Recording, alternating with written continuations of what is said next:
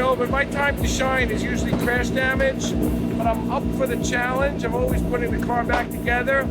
And the more people that come over and say that car is done for the weekend, it inspires me.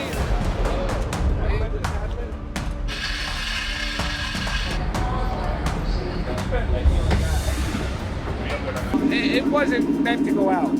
Well, first of all, I didn't even know that the car was going to be ready in time. I was just standing around saying, you know, if they get it ready, they get it ready. I'd say the rear quarter panel was probably 2 feet inwards of where it was supposed to be. We actually pushed it out with a hydraulic press, and we strung it to the alignment and had to put weight in it for all the weight that was lost. So there was a lot of work. Cody, this side's perfect. We were fortunate enough to get the car repaired and get it back out in time for the race.